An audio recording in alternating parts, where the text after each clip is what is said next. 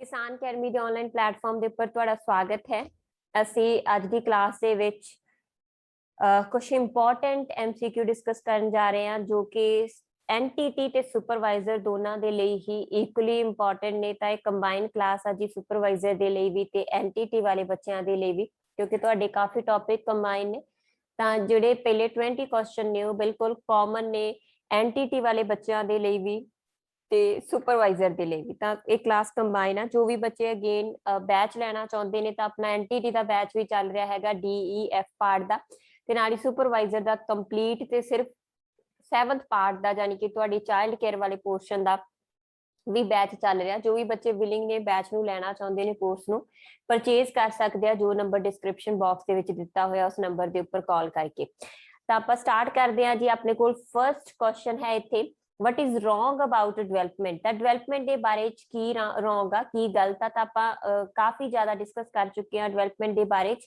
ਤਾਂ ਆਪਣੇ ਕੋਲ ਫਰਸਟ ਹੈ ਜੀ changes that occur from to term. ਬਿਲਕੁਲ ਡਿਵੈਲਪਮੈਂਟ ਕੀ ਹੁੰਦੀ ਆ, ਉਹ ਬਦਲਾਵ ਜਿਹੜੇ ਕਿ ਮਦਰ ਦੇ ਵਰਮ ਯਾਨੀ ਪੇਟ ਤੋਂ ਸ਼ੁਰੂ ਹੋ ਕੇ ਟਰਮ ਕਬਰ ਤੱਕ ਲਗਾਤਾਰ ਚੱਲਦੇ ਆ, ਯਾਨੀ ਕੰਟੀਨਿਊ ਆ।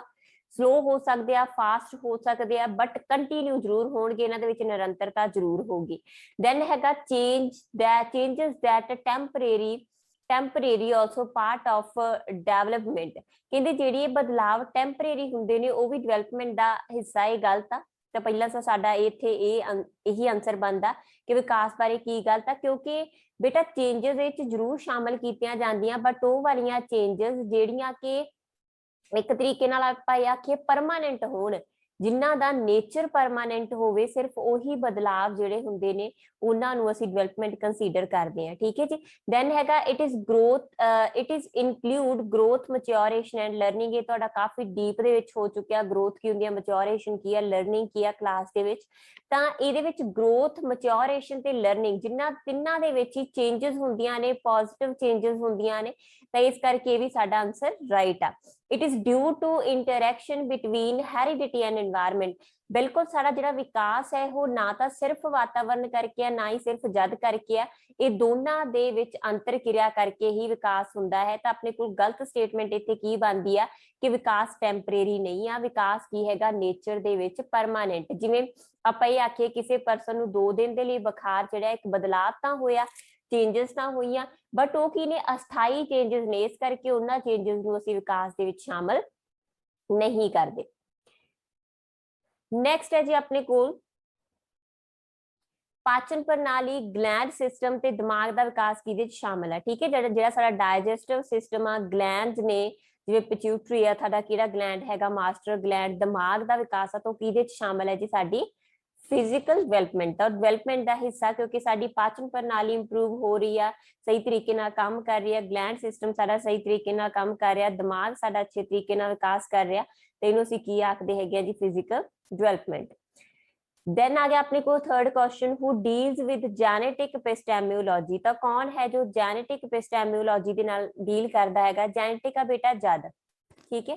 ਐਪਿਸਟੈਮੋਲੋਜੀ ਹੈਗੀ ਆ ਨੌਲੇਜ, ਸਟੱਡੀ ਆਫ ਨੌਲੇਜ। ਠੀਕ ਹੈ। ਤਾਂ ਗਿਆਨ ਦੇ ਨਾਲ, ਗਿਆਨ ਦੀ ਜੋ ਸਟੱਡੀ ਹੈਗੀ ਆ ਉਹਦੇ ਨਾਲ ਰਿਲੇਟਡ ਗੱਲ ਕੀਤੀ ਹੈਗੀ ਆ ਪਿਆਜੇ ਨੇ। ਤਾਂ ਪਿਆਜੇ ਜਿਹੜੀ ਬ੍ਰਾਂਚ ਦੇ ਨਾਲ ਡੀਲ ਕਰਦਾ ਕੰਸਟਰਕਟਿਵਿਜ਼ਮ ਆ। ਕੰਸਟਰਕਟਿਵਿਜ਼ਮ ਦੇ ਵਿੱਚ ਜੋ ਜੈਨੇਟਿਕ ਐਪਿਸਟੈਮੋਲੋਜੀ ਹੈ ਉਹਦੇ ਨਾਲ ਡੀਲ ਕਰਦਾ ਹੈ ਜੀ ਸਾਡਾ ਪਿਆਜੇ। ਇਹਦੇ ਅਕੋਰਡਿੰਗ ਜਿਹੜੀ ਆ ਬੱਚਾ ਸਮਾਜ ਦੇ ਵਿੱਚੋਂ ਲਰਨ ਨਹੀਂ ਕਰਦਾ, ਸਮਾਜਿਕ ਬੱਚੇ ਦੇ ਵਿੱਚ ਇੱਕ ਜਿਹੜਾ ਹੈ ਕੌਸ਼ਲ ਆ, ਜੈਨੇਟਿਕ ਕੌਸ਼ਲ ਆ ਕਿ ਉਹ ਆਪਣੇ ਆਪ ਆਪਦੇ ਅਨੁਭਵਾਂ ਦੇ ਰਾਹੀਂ ਆਪਣੇ ਗਿਆਨ ਦੀ ਉਸਾਰੀ ਖੁਦ ਕਰਦਾ ਹੈ। ਇਸ ਕਰਕੇ ਇਹਨੂੰ ਅਸੀਂ ਕੀ ਆਖਦੇ ਹੈਗੇ ਆ ਜੈਨੇਟਿਕ ਐਪਿਸਟੈਮੋਲੋਜੀ। ਨੈਕਸਟ ਕੁਐਸਚਨ ਆ ਜੀ when we alter the old information. ਇਹ ਵੀ ਪਿਆਜੇ ਦੇ ਵਿੱਚੋਂ ਹੀ ਆ। ਦੇਖੋ ਜਦੋਂ ਵੀ ਇੱਕ ਬੱਚਾ ਆਪਣਾ ਦਿਮਾਗ ਆ ਉਹਦੇ ਵਿੱਚ ਆਪਦੇ ਦਿਮਾਗ ਦੇ ਵਿੱਚ ਇਸ ਤਰੀਕੇ ਨਾਲ ਡਿਪਾਰਟਮੈਂਟ ਬਣਾ ਕੇ ਉਹ ਨੌਲੇਜ ਇਕੱਠੀ ਕਰ ਰਿਹਾ। ਇਹ ਸਕੂਲ ਦਾ ਡੱਬਾ ਜਿਹਦੇ ਚ ਸਕੂਲ ਦੇ ਸਾਰੀ ਨੌਲੇਜ ਰੱਖ ਰਿਹਾ, ਇਹ ਉਹਦਾ ਘਰ ਦਾ ਸਾਰਾ ਹਨਾ ਜੋ ਘਰ ਦੇ ਵਿੱਚ ਰਿਲੇਸ਼ਨਸ ਨੇ ਉਹਨਾਂ ਦੇ ਨਾਲ ਰਿਲੇਟਡ ਆ, ਇਹ ਉਹਦਾ ਅਲੱਗ ਸਬਜੈਕਟ ਆ, ਮੰਨ ਲਓ ਕੋਈ ਵੀ, ਠੀਕ ਹੈ। ਉਹ ਨੌਲੇਜ ਨੂੰ ਵਰਗੀਕ੍ਰਿਤ ਕਰਕੇ ਰੱਖਦਾ ਦਿਮਾਗ ਦੇ ਵਿੱਚ, ਉਹਨੂੰ ਅਸੀਂ ਆਖਦੇ ਆ ਸਕੀਮਾ। ਅਸਿਮੀਲੇਸ਼ਨ ਹੁੰਦਾ ਜਦੋਂ ਬੱਚਾ ਗਿਆਨ ਦੀ ਉਸਾਰੀ ਕਰ ਰਿਹਾ ਹੁੰਦਾ, ਤਾਂ ਜਦੋਂ ਉਹ ਕੋਈ ਨਵੀਂ ਚੀਜ਼ ਨੂੰ ਦੇਖਦਾ, ਨਿਊ ਚੀਜ਼ ਨੂੰ ਦੇਖਦਾ, ਉਹਦੇ ਕੋਲ ਪਹਿਲਾਂ ਹੀ ਇੱਕ ਪੁਰਾਣੀ ਨੌਲੇਜ ਦਾ ਸਕੀਮਾ ਹੈਗਾ, ਇਸ ਨਵੀਂ ਨੌਲੇਜ ਨੂੰ ਪੁਰਾਣੀ ਨੌਲੇਜ ਦੇ ਵਿੱਚ ਹੀ ਪਾ ਦਿੰਦਾ, ਤਾਂ ਉਹਨੂੰ ਅਸੀਂ ਕੀ ਆਖਦੇ ਹੈਗੇ ਆ ਅਸਿਮੀਲੇਸ਼ਨ। ਯਾਨੀ ਕਿ ਪੁਰਾਣੇ ਗਿਆਨ ਦੇ ਵਿੱਚ ਹੀ ਨਵੇਂ ਗਿਆਨ ਗਿਆਨ ਨੂੰ ਸਮਾ ਦੇਣਾ। ਠੀਕ ਹੈ, ਅਕੈਮੋਡੇਸ਼ਨ ਹੁੰਦਾ ਜਦੋਂ ਤੁਹਾਡੀ ਨਵੀਂ ਨੌਲੇਜ ਤੁਹਾਡੇ ਜਿਹੜਾ ਮੌਜੂਦਾ ਸਕੀਮਾ ਹੈ, ਇਹ ਮੌਜੂਦਾ ਸਕੀਮਾ ਇਸ ਸਕੀਮੇ ਦੇ ਨਾਲ ਕਿਤੇ ਡੀਲ ਹੀ ਨਹੀਂ ਕਰਦੀ, ਕਿਤੇ ਸ਼ਾਮਲ ਹੀ ਨਹੀਂ ਹੈਗੀ, ਤਾਂ ਤੁਸੀਂ ਕੀ ਕਰੋਗੇ, ਇੱਕ ਨਵਾਂ ਸਕੀਮਾ ਕ੍ਰੀਏਟ ਕਰ ਲਓਗੇ। ਬੱਚਾ ਵੀ ਇਹੀ ਕਰਦਾ, ਉਹਨੂੰ ਅਸੀਂ ਕੀ ਕਰਦੇ ਕਹਿੰਦੇ ਹੈਗੇ ਆ ਅਕੈਮੋਡੇਸ਼ਨ। ਜਿਹੜੀ ਸਿਮੂਲੇਸ਼ਨ ਤੇ ਅਕੈਮੋਡੇਸ਼ਨ ਦੇ ਵਿੱਚ ਆਪਾਂ ਸੰਤੁਲਨ ਕਾਇਮ ਕਰਦੇ ਆ ਨਵੇਂ ਤੇ ਪੁਰਾਣੇ ਗਿਆਨ ਦੇ ਵਿੱਚ, ਉਹਨੂੰ ਆਖਦੇ ਇਕੁਇਲਿਬ੍ਰਿयम। ਬਟ ਸਾਡੇ ਕੋਲ ਆਨਸਰ ਹੈ when we alter the old information. ਤਾਂ ਜਿਹੜੀ ਸਾਡੀ 올ਡ ਇਨਫੋਰਮੇਸ਼ਨ ਹੈਗੀ ਆ, ਪੁਰਾਣੀ ਹੋ ਚੁੱਕੀ ਆ, ਉਹਨੂੰ ਅਸੀਂ ਮੋਡੀਫਾਈ ਕਰਦੇ ਆ, ਉਹਨੂੰ ਸੁਧਾਰ ਕਰਦੇ ਆ, ਤਾਂ ਉਹ ਕੀ ਹੈ ਜੀ ਆਪਣੇ ਕੋਲ ਅਕੈਮੋਡੇਸ਼ਨ। ਅਸੀਂ ਨਵਾਂ ਬਦਲਾਵ ਲੱਭਦੇ ਆ। ਠੀਕ ਹੈ, ਤਾਂ ਉਹ ਕੀ ਹੈ ਆਪਣੇ ਕੋਲ, ਉਹਨੂੰ ਕੀ ਆਖਿਆ ਜਾਂਦਾ ਹੈਗਾ ਪੈਜ ਦੇ ਅਕੋਰਡਿੰਗ ਅਕੈਮੋਡੇਸ਼ਨ। then ਹੈਗਾ ਜੀ when a following main tool which of following main tool of social development, ਤਾਂ ਸਮਾਜਿਕ ਵਿਕਾਸ, ਚੰਗੇ ਸੰਬੰਧ ਕਾਇਮ ਕਰਨਾ, ਚੰਗੀ ਬੋਲਚਾਲ ਕਰਨਾ, ਸਮਾਜੀਕਰਨ ਕਰਨਾ, ਹੈ ਸਾਰੀ ਕੀ ਹੈਗੀ ਹੈ ਸੋਸ਼ਲ ਡਿਵੈਲਪਮੈਂਟ। ਤਾਂ ਇਹਦੇ ਲਈ ਸਾਡਾ ਸੋਸ਼ਲ ਇੰਟਰੈਕਸ਼ਨ ਤੇ ਲੈਂਗੁਏਜ ਦੋਨੋਂ ਹੀ ਸ਼ਾਮਲ ਹੈ। ਇਹਨੂੰ ਅਸੀਂ ਕੀ ਆਖਦੇ ਹੈਗੇ ਆ, ਤਾਂ ਇਹਦਾ ਮਤਲਬ ਕੀ ਹੈ ਸਾਡੇ ਕੋਲ ਦੋਨੋਂ ਹੀ ਟੂਲ ਸੋਸ਼ਲ ਇੰਟਰੈਕਸ਼ਨ ਤੇ ਭਾਸ਼ਾ ਦੋਨੋਂ ਹੀ ਸਮਾਜਿਕ ਵਿਕਾਸ ਦੇ ਲਈ ਜ਼ਰੂਰੀ ਹੈ। ਜੇ ਕੋਈ ਦੋ ਬੰਦੇ ਹੋਣਗੇ, ਉਹਨਾਂ ਦੇ ਵਿੱਚ ਆਪਸੀ ਕਮਿਊਨੀਕੇਸ਼ਨ ਹੋਊਗੀ, ਠੀਕ ਹੈ, ਕੇ ਪਰਸਨ ਪਰਸਨਾਂ ਦੋਨਾਂ ਦੇ ਵਿੱਚ ਅੰਤਰ ਕਿਰਿਆ ਹੋ ਰਹੀ ਹੈ, ਗੱਲਬਾਤ ਹੋ ਰਹੀ ਹੈ। ਪਹਿਲਾਂ ਜਿਹੜੀ ਪ੍ਰਕਿਰਿਆ ਹੈ ਇਹ ਕੀ ਹੈ ਸਮਾਜਿਕ ਅੰਤਰ ਕਿਰਿਆ, ਸੋਸ਼ਲ ਇੰਟਰੈਕਸ਼ਨ ਜੋ ਦੋ ਬੰਦਿਆਂ ਦੇ ਵਿੱਚ ਹੋ ਰਹੀ ਹੈ। ਇਹਦਾ ਮੇਨ ਟੂਲ ਕੀ ਹੈ ਆਪਣੇ ਕੋਲ ਲੈਂਗੁਏਜ। ਤਾਂ ਭਾਸ਼ਾ ਦੇ ਬਿਨਾਂ ਤੁਸੀਂ ਅੰਤਰ ਕਿਰਿਆ ਕਿਵੇਂ ਕਰ ਸਕਦੇ ਹੋ, ਤਾਂ ਇਸ ਕਰਕੇ ਸਮਾਜਿਕ ਵਿਕਾਸ ਦਾ ਮੇਨ ਟੂਲ ਕੀ ਹੈ ਆਪਣੇ ਕੋਲ ਜੀ ਦੋਨੋਂ। ਨੈਕਸਟ ਹੈ ਜੀ ਆਪਣੇ ਕੋਲ which stage of child development also known as chatter box. ਠੀਕ ਹੈ, ਚੈਟਰ ਬਾਕਸ ਦੇਖੋ ਇਨਫੈਂਸੀ ਪੀਰੀਅਡ ਦੇ ਵਿੱਚ ਸਿਰਫ ਬੱਚਾ ਭਾਸ਼ਾ ਨੂੰ ਸਿੱਖਣਾ ਗ੍ਰਹਿਣ ਕਰਨਾ ਸ਼ੁਰੂ ਕਰ ਦਿੰਦਾ 2 ਤੋਂ 7 ਸਾਲ ਦੇ ਸਮੇਂ ਤੱਕ, ਕਿਉਂਕਿ 2 ਸਾਲ ਤੱਕ ਉਹ ਕਾਫੀ ਭਾਸ਼ਾ ਜਿਹੜੀ ਹੈ ਵਾਕ ਬਣਾਉਣ ਲੱਗ ਗਿਆ ਹਨਾ। ਆਪਾਂ ਕਹਿੰਦੇ 18 ਤੋਂ 2 ਸਾਲ ਦੇ ਬਿਟਵੀਨ ਬੱਚਾ ਟੈਲੀਗ੍ਰਾਫੀ ਕਰਨ ਲੱਗ ਗਿਆ, ਜਾਨੀ ਕਿ ਦੋ ਜਿਹੜੇ ਸਿੰਪਲ ਸ਼ਬਦ ਹੈਗੇ ਆ ਉਹਨਾਂ ਨੂੰ ਜੋੜ ਕੇ ਇੱਕ ਸਿੰਪਲ ਜਿਹਾ ਵਾਕ ਬਣਾਉਂਦਾ, ਸਿੰਪਲ ਸਧਾਰਨ ਦੋ ਸ਼ਬਦਾਂ ਨੂੰ ਜੋੜ ਕੇ ਇੱਕ ਵਾਕ ਬਣਾਉਂਦਾ, ਜਿਹਦਾ ਮੈਂ ਜ਼ਿਕਰ ਤੁਹਾਨੂੰ ਕਾਫੀ ਵਾਰ ਕਰ ਚੁੱਕੀ ਆ ਨਾ।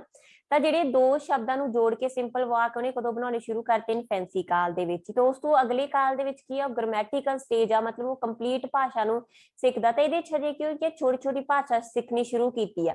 ਜਿਹੜੀ ਬੇਟਾ ਅਰਲੀ ਚਾਈਲਡਹੁੱਡ ਸਟੇਜ ਆ ਨਾ, ਸਭ ਤੋਂ ਜ਼ਿਆਦਾ ਕ੍ਰਿਟੀਕਲ ਸਟੇਜ ਮੰਨੀ ਜਾਂਦੀ ਆ in the perspective of language development। ਤਾਂ ਲੈਂਗੁਏਜ ਡਿਵੈਲਪਮੈਂਟ ਦੇ ਪੱਖ ਦੇ ਵਿੱਚ ਸਭ ਤੋਂ ਜ਼ਿਆਦਾ ਜਿਹੜਾ ਹੈ ਵਿਕਸਿਤ ਸਟੇਜ ਮੰਨੀ ਜਾਂਦੀ ਹੈ ਅਰਲੀ ਚਾਈਲਡਹੁੱਡ। ਤੇ ਇਹਦੇ ਚ ਬੱਚਾ ਕਿਉਂਕਿ ਉਹਨੂੰ ਬੋਲਣਾ ਆ ਜਾਂਦਾ ਹਨਾ, ਕਾਫੀ ਜ਼ਿਆਦਾ ਬੱਚਾ ਬੋਲਦਾ, ਵਾਕਾਂ ਨੂੰ ਬੋਲਣਾ ਸ਼ੁਰੂ ਕਰ ਦਿੰਦਾ, ਤਾਂ ਬਹੁਤ ਜ਼ਿਆਦਾ ਬੋਲਦਾ। ਇਸ ਕਰਕੇ ਜਿਹੜਾ ਹੈ 2 ਤੋਂ 7 ਸਾਲ ਦਾ ਜਾਂ ਆਪਾਂ ਕਹੀਏ 2 ਤੋਂ 6 ਸਾਲ ਦਾ ਜੋ ਮੇਨ ਪੀਰੀਅਡ ਹੈ, ਇਸ ਸਟੇਜ ਨੂੰ ਹੀ ਬੱਚੇ ਨੂੰ ਕੀ ਆਖਿਆ ਜਾਂਦਾ ਹੈ ਜੀ, ਚੈਟਰ ਬਾਕਸ ਸਟੇਜ। ਤੇ ਇਸ ਸਟੇਜ ਦਾ ਅਸੀਂ ਨਾਮ ਕੀ ਲੈਂਦੇ ਆ, ਅਰਲੀ ਚਾਈਲਡਹੁੱਡ। ਨੈਕਸਟ ਕੁਐਸਚਨ ਆ ਜੀ ਆਪਣੇ ਕੋਲ which organisation deals with the adoption of child. ਤਾਂ ਬੱਚਿਆਂ ਦਾ ਅਡਾਪਸ਼ਨ ਮਤਲਬ ਹੁੰਦਾ ਗੋਦ ਲੈਣਾ, ਤਾਂ ਬੱਚਿਆਂ ਨੂੰ ਗੋਦ ਲੈਣ ਦੇ ਨਾਲ ਰਿਲੇਟਡ ਜਿਹੜੀ ਆਰਗੇਨਾਈਜੇਸ਼ਨ ਕੰਮ ਕਰ ਰਹੀ ਹੈ ਆਪਣੇ ਕੋਲ ਕਾਰਾ। ਦੇਖੋ ਦਾ ਫੁੱਲ ਫਾਰਮ ਕੀ ਹੈਗੀ ਆ, ਸੈਂਟਰਲ ਅਡਾਪਸ਼ਨ ਰਿਸੋਰਸ ਅਥਾਰਟੀ।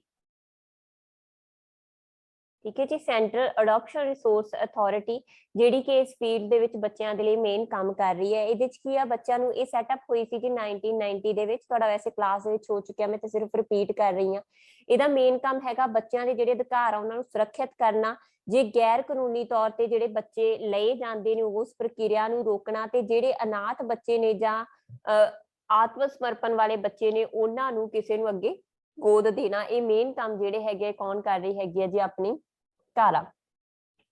ਇੱਥੇ ਇੱਕ ਹੋਰ ਨਾਮ ਆਇਆ ਹੈ CSWB ਦਾ, ਤੇ CSWB ਦੀ ਫੁੱਲ ਫਾਰਮ ਕੀ ਹੈ ਜੀ ਆਪਣੇ ਕੋਲ, ਸੈਂਟਰਲ ਸੋਸ਼ਲ ਵੈਲਫੇਅਰ ਬੋਰਡ, ਜੋ ਤੁਹਾਡਾ ਹੋ ਚੁੱਕਾ ਹੈਗਾ, ਸੈਟਅਪ ਹੋਈ ਸੀ 1953 ਈਸਵੀ ਦੇ ਵਿੱਚ। NIPPCD ਦੀ ਫੁੱਲ ਫਾਰਮ ਕੀ ਹੈ ਜੀ, national institute of public cooperation and child development. ਠੀਕ ਹੈ ਜੀ, ਤਾਂ ਇਹ ਕਾਫੀ ਇੰਪੋਰਟੈਂਟ ਹੋ ਸਕਦੀਆਂ ਨੇ ਤੁਹਾਡੇ ਲਈ। ਤੇ ਇਸ ਤੋਂ ਬਿਨਾ ਜਿਹੜਾ ਹੈ ਆਪਣੇ ਕੋਲ NCPC PSPCR ਪੁੱਛ ਸਕਦੇ ਹੈਗੇ, ਤਾਂ PSPCR, ਠੀਕ ਹੈ, PSPCR ਤਾਂ ਇਹ ਆਪਣੇ ਕੋਲ ਹੈ ਜੀ ਪੰਜਾਬ ਸਟੇਟ।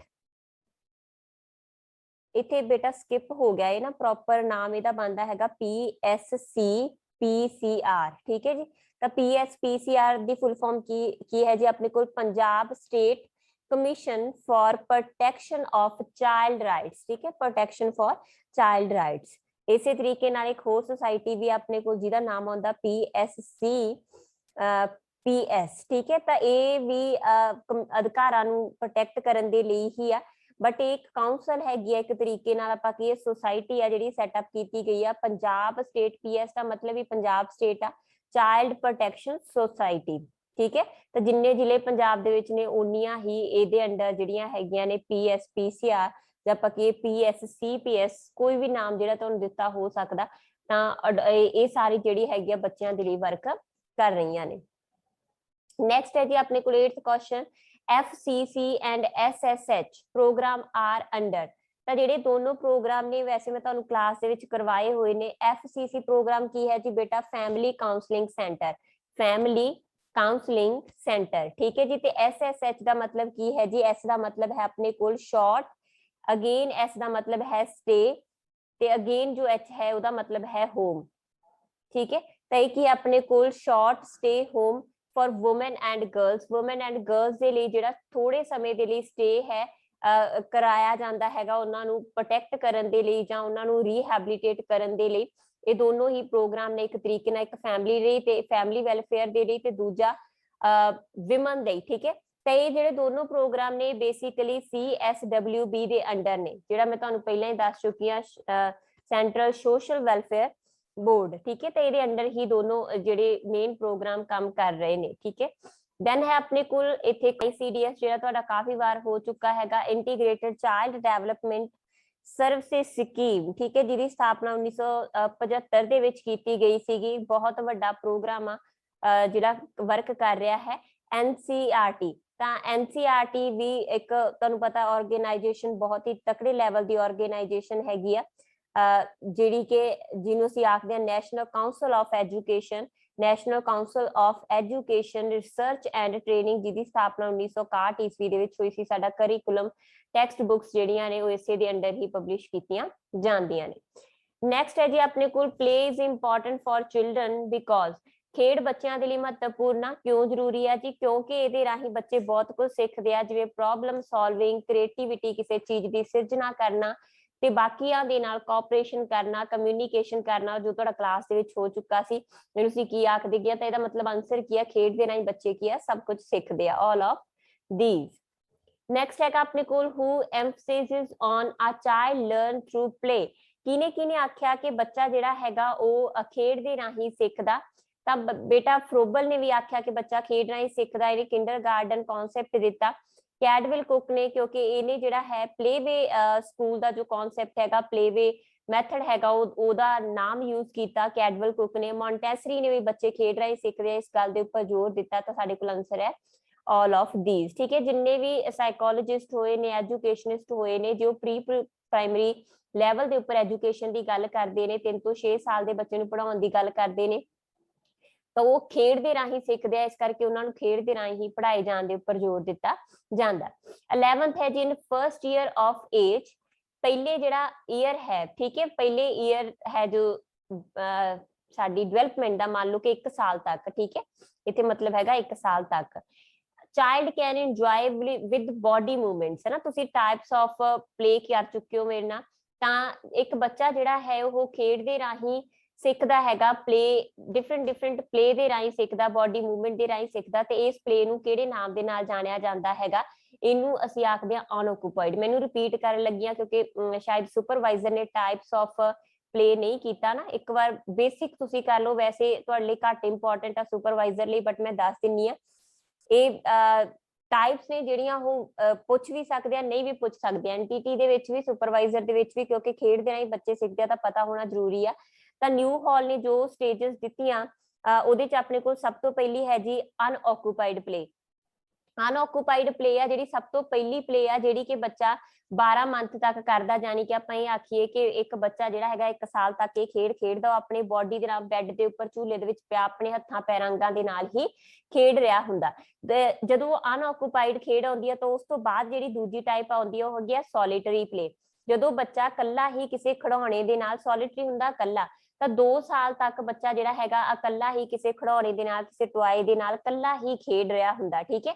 ਉਸ ਤੋਂ ਬਾਅਦ ਆ ਜਾਂਦੀ ਹੈਗੀ ਔਨ ਲੁੱਕਰ, ਨਾਮ ਤੋਂ ਹੀ ਕਲੀਅਰ ਆ, ਔਨ ਲੁੱਕਰ, ਕਿਸੇ ਨੂੰ ਦੇਖ ਕੇ ਖੇਡ ਨੂੰ ਇੰਜੋਏ ਕਰਨਾ। ਇਹ ਉਹ ਸਟੇਜ ਆ ਜਿੱਥੇ ਬੱਚਾ खेड नूं खेडना सिखदा 18 मंथ तो लैके 2.5 साल तक का जिहड़ा समा हैगा सी ਉਹਦੇ ਚ कंसीडर करदे आ ऑन लुकर जानी कि बच्चा किसी होर परसन नूं खेडदियां देख के खेड नूं इंजॉय करदा ते खेड नूं सिखदा भी आ। उस तो बाद जिहड़ी नैक्सट स्टेज खेड दी आ जांदी हैगी आ parallel play. Parallel play parallel play की हुंदी है बेटा, जिवें आपां कहिए कोई एक बच्चा आ वाला हैगा, एक बच्चा आ वाला हैगा, दोनों खेड रहे हैं, दोनों को सेम ही मटीरियल आ, ठीक है, सेम ही पेंट वाले कलर ने, दोनों ही ब्रश दे नाल पेंट कर रहे हैं, बट दोने एक दूजे नाल कोई इंटरेक्शन नहीं कर रहे। एक बच्चा आया इत्थे बैठा खेड रहा, जगह सेम आ, ठीक है, एक ही आ कमरा, दोनों कट्ठे खेड रहे, समान सेम आ, बट पैरेलल आ, समांतर खेड रहे आ, बट एक दूजे नाल इंटरेक्शन नहीं कर रहे, ठीक है। मेन चीज ये है। पैरेलल प्ले तो बाद जिहड़ी 5th टाइप अपने कोल आउंदी हुंदी है एसोसीएशन प्ले। एसोसीएशन प्ले दे विच पहली बार बच्चा सोशल तरीके दे नाल इंटरेक्शन करन लगदा।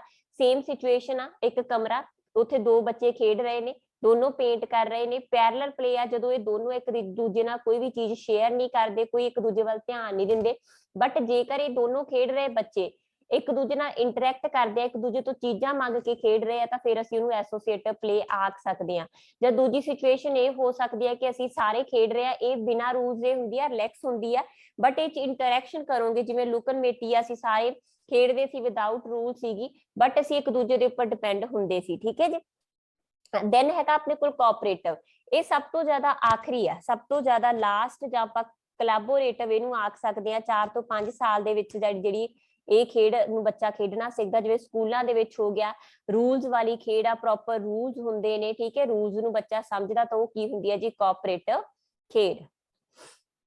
ਤਾਂ ਆਪਣੇ ਕੋਲ ਆਨਸਰ ਸੀਗਾ first enjoy with body movement, ਪਹਿਲੇ ਸਾਲ ਦੇ ਵਿੱਚ ਕਿਹੜੀ ਹੋਗੀ ਜੀ ਆਪਣੇ ਕੋਲ ਔਨ ਲੁਕਰ, ਠੀਕ ਹੈ ਜੀ। ਨੈਕਸਟ ਵਾਚਿੰਗ ਕਾਰਟੂਨ ਇਜ਼ ਆ, ਤਾਂ ਕਾਰਟੂਨ ਨੂੰ ਦੇਖਣਾ ਕਿਹੜੀ ਪਲੇ ਆ ਬੇਟਾ। ਇੱਕ ਹੋਰ ਟਾਈਪਸ ਹੁੰਦੀਆਂ खेड दियां, जिवें आपां कह दईए एक्टिव प्ले आ, पैसिव प्ले आ। तो एक्टिव प्ले की है जिथे बच्चा क्रियाशील तरीके दे नाल खेड रहा हैगा, ठीक है। क्रियाशील यानी कि खुद बच्चा हैगा जिहड़ा खेड रहा, आनंद हासिल कर रहा, उहनूं असीं एक्टिव प्ले आखांगे, खुद इनवॉल्व आ, खेड रहा, ठीक है। एक हुंदी आ पैसिव प्ले, खुद एक्टिविटी नहीं कर रहा, बहुत घट फिजिकल एक्टिविटी कर रहा हैगा, ते बट आनंद आ जिहड़ा किसी होर चीज नूं देख के लै रहा, जिवें संगीत सुनना, कार्टून हो गया, तो इहदा मतलब वाचिंग कार्टून साडे कोल की है, हुण देख रहा, कार्टून बन के तो नहीं वेख रहा बच्चा, तो आ बैड है, इस बैड के उपर आ बैठा होया, इत्थे टीवी लगा होया, टीवी च कार्टून एक्टिविटी कर रहा बच्चा, इत्थे स्टेबल आ, ठीक है। तो की इनएक्टिव तरीके दे नाल जानी कि पैसिव वे दे नाल क्रियाशील तरीके दे नाल बैठा देख रहा, कोई फिजिकल एक्टिविटी नहीं कर रहा, तो उसी की आखदे हैगे वाचिंग कार्टून। तो अपने कोल की है पैसिव प्ले दी टाइप। नैक्सट है जी अपने को which stage of development known as sensory motor stage. तो सेंसरी मोटर स्टेज केड़ी स्टेज नूं आख्या जांदा है, प्याजे दी थ्योरी दे विच अगेन क्वेश्चन है। तो सेंसरी मोटर स्टेज प्याजे ने पहले 2 साल तक नूं आख्या संवेदी चाल, क्योंकि इस बच्चा संवेगां आपदियां ज्ञान इंद्रियां ते मोटर चालक गतिविधियां दे राहीं सिखदा, तो उहने नाम दिता सी इन्फेंसी स्टेज नूं। 0 तो 6 साल का बच्चा कादे राहीं लर्न करता है, बिल्कुल एक बच्चा ज्ञान इंद्रियां दे राहीं अपनी 5 ज्ञान इंद्रियां राहीं किसी चीज नूं टच करके, स्मैल करके, टेस्ट करके, है ना, देख के, सुन के, इन्हां 5 ज्ञान इंद्रियां दी वरतों करके लर्न करदा। फिर डायरैक्ट सीधे अनुभवां दे राहीं जिन्ना प्रैक्टिकल करूगा उन्ना ज्यादा सिखदा। फिर सब तो वड्डा तरीका उहदे सिखण दा प्ले ते एक्टिविटी दा, मतलब आंसर अपने कोल की बन गया ऑल ऑफ दीज। नेक्स्ट है जी अपने कोल government of India launched ICPS for the child till age 18 years. What is full form of ICPS? तो देखो बेटा 18 साल तक जिहड़े बच्चे हैगे ने उन्हां नूं फैसिलिटेट करन दे लई गवर्नमेंट ने प्रोटैक्शन देण दे लई एक प्रोग्राम लॉन्च कीता सीगा, ठीक है। ये प्रोग्राम बेसिकली 2009-10 ਦੇ ਵਿੱਚ ਲਾਂਚ ਕੀਤਾ ਗਿਆ ਸੀ। ਇਸ ਪ੍ਰੋਗਰਾਮ ਦੀ ਫੁੱਲ ਫਾਰਮ ਕੀ ਹੈਗੀ, ਇੰਟੀਗ੍ਰੇਟਡ ਚਾਈਲਡ ਪ੍ਰੋਟੈਕਸ਼ਨ ਸਕੀਮ। ਤਾਂ ਚਾਈਲਡ ਪ੍ਰੋਟੈਕਸ਼ਨ ਸਕੀਮ ਆ ICPS ਦੀ ਫੁੱਲ ਫਾਰਮ, ਭਾਰਤ ਸਰਕਾਰ ਦਾ ਇਹ ਪ੍ਰੋਗਰਾਮ।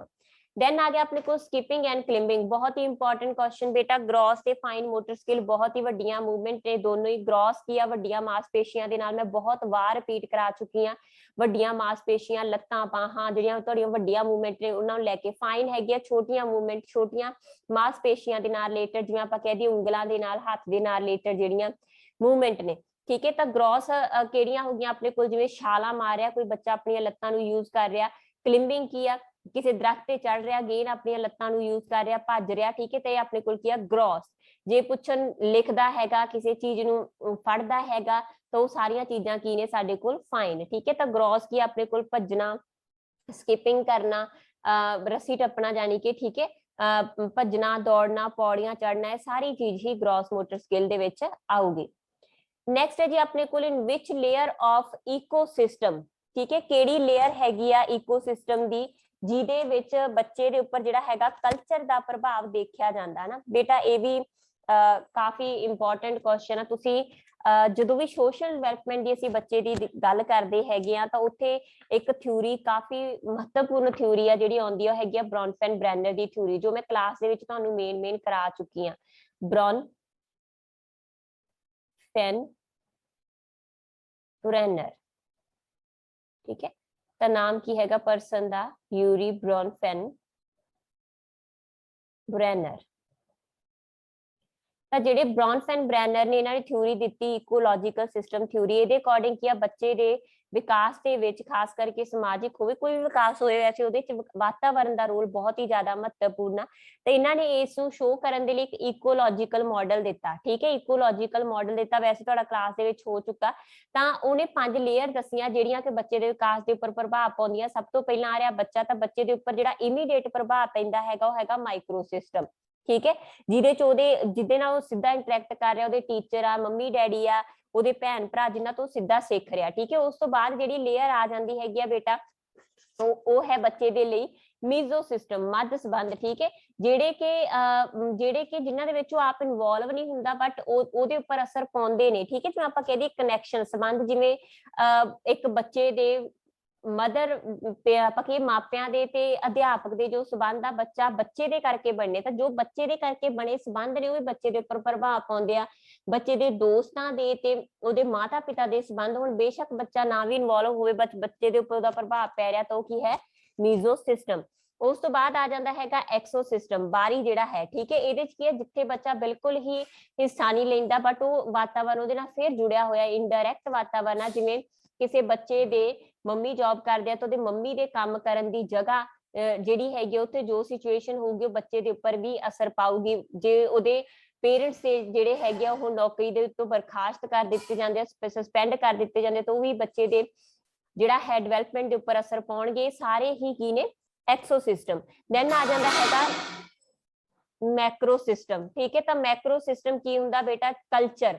ਜਿਹੜਾ ਕਲਚਰ ਹੈ ਅੱਜ ਕੱਲ ਐਕਸੋ ਸਿਸਟਮ ਤੇ ਵੈਸੇ ਮੈਕਰੋ ਸਿਸਟਮ ਆਪਸ ਵਿੱਚ ਰਲਦਾ ਜਾ ਰਿਹਾ। ਤਾਂ ਮੈਕਸੋ ਦਾ ਮਤਲਬ ਕੀ ਹੈਗਾ, ਜਿਹੜਾ ਸੱਭਿਆਚਾਰ ਹੈ, ਜਿੱਥੇ ਬੱਚਾ ਰਹਿ ਰਿਹਾ ਹੈਗਾ ਉਹ ਸੱਭਿਆਚਾਰ, ਦੇਸ਼ ਦੀ ਸਿਚੁਏਸ਼ਨ, ਉਹ ਸਾਰੀ ਚੀਜ਼ ਵੀ ਬੱਚੇ ਦੇ ਉੱਪਰ ਅਸਰ ਪਾਉਂਦੀ ਹੈ। ਤਾਂ ਆਨਸਰ ਸਾਡੇ ਕੋਲ ਸੱਭਿਆਚਾਰ ਸ਼ਬਦ ਨੂੰ ਯਾਦ ਰੱਖਣਾ, ਦੇ ਨਾਲ ਹੀ ਮੈਕਰੋ ਯਾਦ ਰੱਖਣਾ। ਬਸ ਇਹ ਕੁਐਸਚਨ ਕਾਫੀ ਵਾਰ CDP ਦੇ ਵਿੱਚ ਪੁੱਛਿਆ ਜਾਂਦਾ। ਤਾਂ ਮੈਕਰੋ ਸਿਸਟਮ ਜਿਹੜਾ ਹੈ ਉਹ ਬੱਚੇ ਦੇ ਉੱਪਰ ਅਸਰ ਪਾਉਂਦਾ। ਇੱਕ ਲਾਸਟ ਸਿਸਟਮ ਹੈਗਾ ਕ੍ਰੋਨੋ। ਕ੍ਰੋਨੋ ਦਾ ਮਤਲਬ ਹੁੰਦਾ ਕ੍ਰਮ। ਤਾਂ ਜਿਹੜੀਆਂ ਚੇਂਜਸ ਨੇ ਉਹ ਵੀ ਬੱਚੇ ਦੇ ਉੱਪਰ ਪ੍ਰਭਾਵ ਪਾਉਂਦੀਆਂ, ਜੋ ਇਹਨਾਂ ਸਟੇਜਸ ਦੇ ਕਰਕੇ ਤਬਦੀਲੀਆਂ ਹੋ ਰਹੀਆਂ, ਤਬਦੀਲੀਆਂ ਬੱਚੇ ਦੇ ਉੱਪਰ ਪ੍ਰਭਾਵ ਪਾਉਂਦੀਆਂ, ਉਹਨਾਂ ਨੂੰ ਆਖਦੇ ਆ ਕ੍ਰੋਨੋ ਸਿਸਟਮ। ਬਟ ਸਾਡੇ ਕੋਲ ਆਨਸਰ ਹੈ ਸੱਭਿਆਚਾਰ ਪ੍ਰਭਾਵ ਪਾਉਂਦਾ, ਤਾਂ ਸੱਭਿਆਚਾਰ ਦਾ ਸਿੱਧਾ ਸੰਬੰਧ ਮੈਕਰੋ ਦੇ ਨਾਲ ਰਿਲੇਟਡ ਆ। ਨੈਕਸਟ ਕੁਐਸਚਨ ਆਪਣੇ ਕੋਲ which of following statement about children is correct. ਤਾਂ ਇੱਕ ਬੱਚੇ ਦੇ ਬਾਰੇ ਜਿਹੜੀ ਹੈਗੀ ਆ ਕਿਹੜੀ ਸਟੇਟਮੈਂਟ ਕਰੈਕਟ ਆ।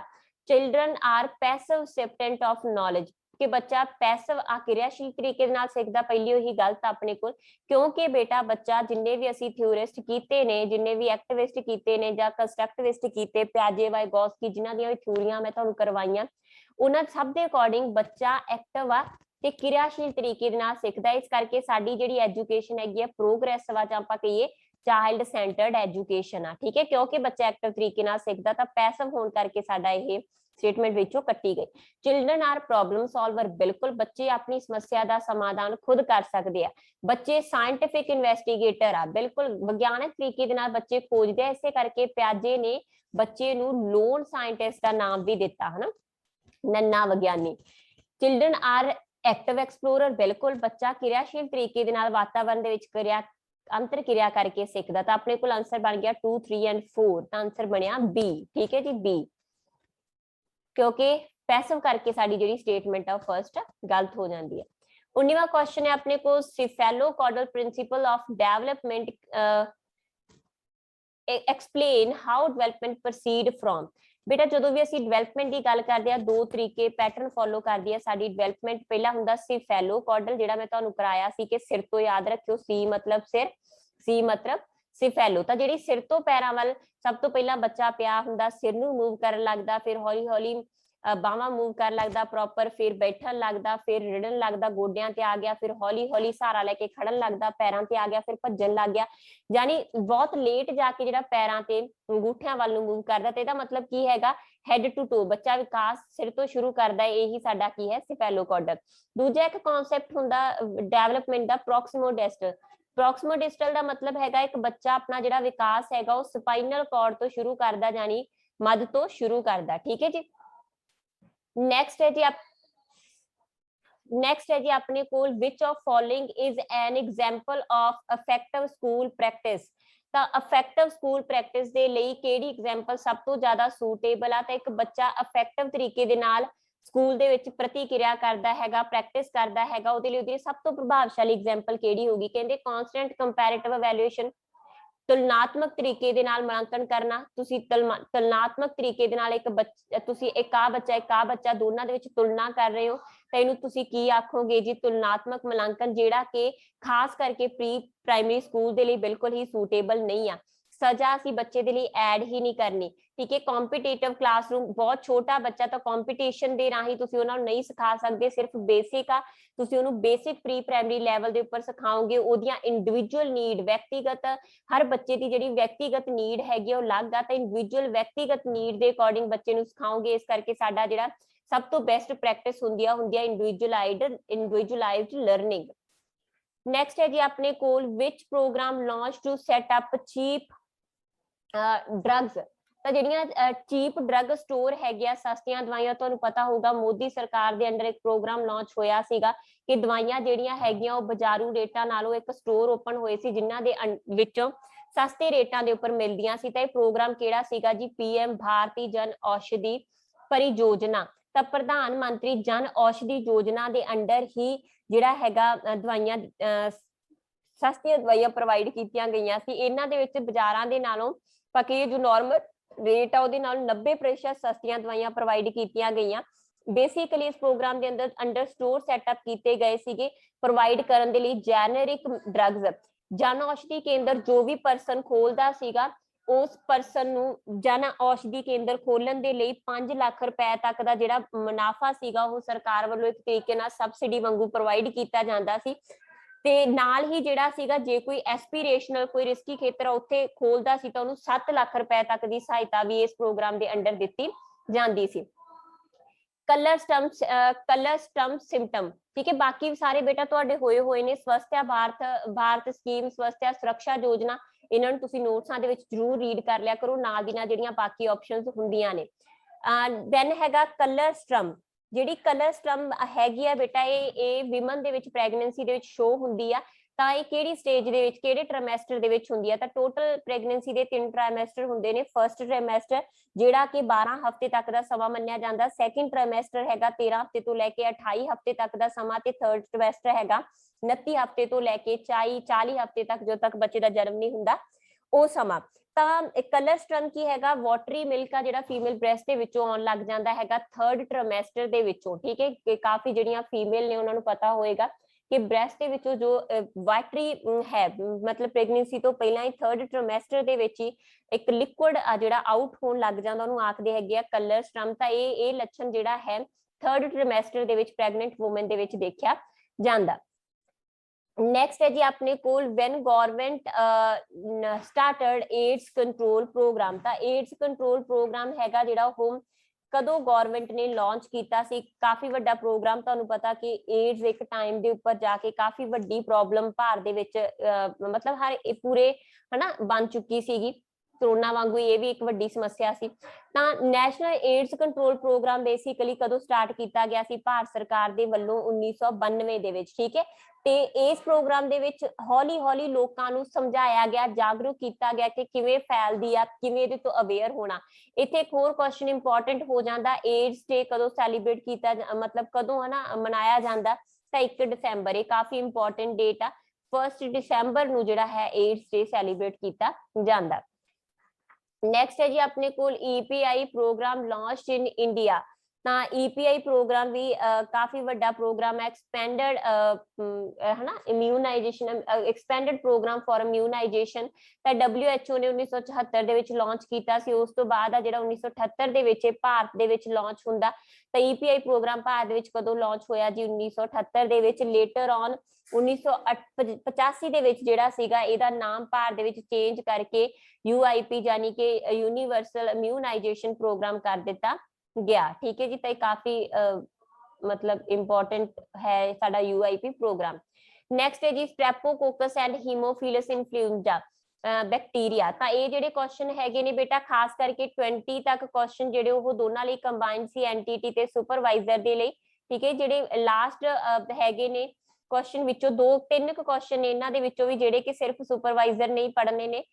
ਜਿਹੜੇ ਸੁਪਰ ਹੈਗੇ ਨੇ ਉਹਨਾਂ ਨੂੰ ਕਰਨ ਦੀ ਲੋੜ ਨਹੀਂ, ਐਨਟੀਟੀ ਵਾਲਿਆਂ ਨੂੰ ਜਿਵੇਂ ਕਿ ਆ ਬੈਕਟੀਰੀਆ ਵਾਲੀ ਹੋ ਗਈ ਹੈਮੋਫੀਲੀਅਸ ਇਨਫਲੂਐਂਜ਼ਾ, ਉਹਨਾਂ ਨੂੰ ਕਰਨ ਦੀ ਜ਼ਰੂਰਤ ਨਹੀਂ ਹੈਗੀ। ਇੱਥੇ ਮੈਂ ਰਿਪੀਟ ਕਰ ਦਿੰਦੀ ਹਾਂ ਬੇਟਾ, ਜਿਹੜਾ ਸਟ੍ਰੈਪਟੋਕੋਕਸ ਐਂਡ ਹੈਮੋਫੀਲੀਅਸ ਇਨਫਲੂਐਂਜ਼ਾ ਸੀ, ਬੱਚੇ ਦਾ ਕਿਸੇ ਦਾ ਕਾਲ ਵੀ ਆਇਆ ਸੀ, ਮੈਂ ਇੱਕ ਕਲਾਸ ਵਿੱਚ ਤੁਹਾਨੂੰ ਡਿਸਕਸ ਕੀਤਾ, ਉੱਥੇ ਮੈਨੂੰ ਧਿਆਨ ਦੇ ਵਿੱਚ ਨਹੀਂ ਰਿਹਾ ਕਿ ਈਅਰ ਇਨਫੈਕਸ਼ਨ ਦੀ ਆਪਸ਼ਨ ਹੈ ਹਨਾ।